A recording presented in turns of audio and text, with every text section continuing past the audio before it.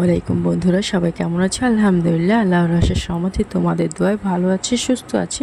চলে আসলাম নতুন একটা ভিডিও নিয়ে। তো আজকেও একটা রেসিপি ভিডিও শেয়ার করব, আর আজকে সেটা শেয়ার করব সেটা হচ্ছে গিয়ে টাইটেল থাম্বনেল দেখে অবশ্য তোমরা বুঝেই গেছো। তো আমি আজকে হচ্ছে গিয়ে চমচম তৈরি করব, চমচম মিষ্টি তৈরি করব। আমি সত্যিই ভুল করেছিলাম প্রথমে এটা রেডি করে, তো বানানো উচিত হয়নি। বানানোর পরে যে একটা ফিল এলো বা যে একটা প্রশংসার ভাগিদার হলাম আমি, সেটা বলে বোঝাতে পারবো না তোমাদের। তো এই জন্য ভাবলাম যে তোমাদের সাথেও ভিডিওটা শেয়ার করি। তো আমি হচ্ছে গিয়ে দুধ আর সুজি নিয়েছি। আজকে সুজি দিয়ে আমি হচ্ছে গিয়ে চমচমটা তৈরি করব। তো আমি এখানে দুধ দিয়ে দিলাম, 1 কাপের থেকে একটু বেশি দুধ দিয়েছি। আর হচ্ছে গিয়ে এখানে একটা এলাচ আর একটা লঙ্কা দিয়ে দিলাম। আর হচ্ছে গিয়ে আমি এখানে 1 কাপ পরিমাণ সুজি নিয়েছি। তোমরা তোমাদের ইচ্ছে মতো সুজিটা দেবে, যার যেটুকু মনে হয়। তো আসলে খুব মজা হয়েছিল খেতে। তো আমি সুজি দিয়ে একটু একটু করে নাড়ছিলাম, কারণ সুজি যদি একবারে দেওয়া হয় তাহলে কিন্তু দলা পেকে যাবে, আর এটাতে কিন্তু দলা পাকানো যাবে না। কোনো প্রকারের লাম্পস যাতে না থাকে সেজন্য আস্তে আস্তে দিতে হবে এবং আস্তে আস্তে নাড়তে হবে।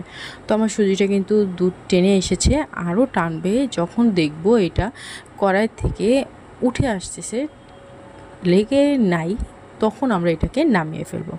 তো আমরা এটা এখনও শুকায়নি। এই দেখো, পানিটা কিন্তু, দুধটা কিন্তু টেনে নিয়েছি সুজিটা।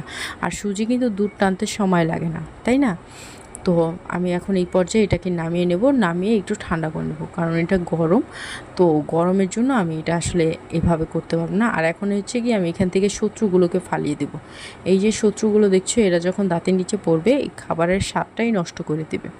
তো আমি একটু এটাকে ঠান্ডা করে গুঁড়ো দুধ দিয়ে আমি এটাকে একটু ভালোভাবে মথে নেব। তো জিনিসটা যত ভালো মথবে ততই কিন্তু খেতে স্বাদ হবে। তো আমার ডোটাকে সুন্দরভাবে শক্ত মতো একটা ডো তৈরি করে নিয়েছি, আর একটা ট্রেতে এইটা মিষ্টিটা তৈরি করার জন্য আমি ডোটা নিয়ে নিয়েছি। আর সাইডে একটু ঘি নিয়েছি, যাতে হাতে মেখে তারপরে হচ্ছে কি গোলাটা করা যায়। এতে হচ্ছে কি হাতের মধ্যে লেগে থাকবে না, একটা চিপকা চিপকা একটা ভাব থাকে, সেটা হবে না।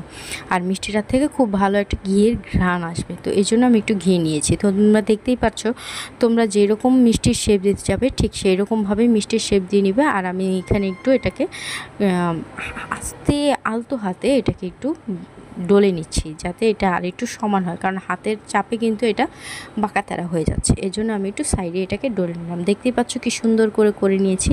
সেম এরকমভাবে সবগুলো আমি করে নেব। তো এখন আমি এখানে এটা ভাপ দিয়েছি, পানিতে ভাপ দেবো। তো এটাকে একটু ভাপ দিলে যে দুধটা দিয়েছি এবং ভিতরে যে ইয়াটা আছে, এটা একটু ভিতর দিয়ে একটু জুসি ভাব হবে, আর উপর দিয়ে একটু শক্ত থাকবে।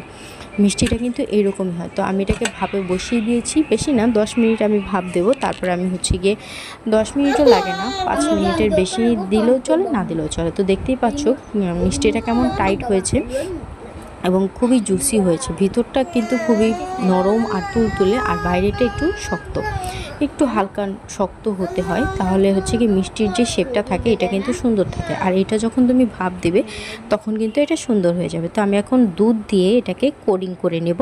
তোমরা চাইলে মাওয়া অ্যাড করতে পারো, মাওয়া দিয়ে তোমরা কোটিং করতে পারো, কিন্তু আমার কাছে মাওয়া ছিল না, তাই আমি দুধ দিয়ে এটাকে কোটিং করে নেব।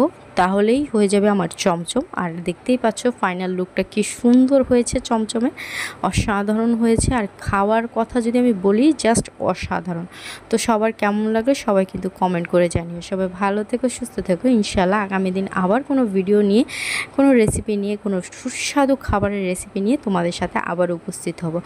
তো কমেন্ট করে কিন্তু জানিও কেমন হয়েছে, ঠিক আছে?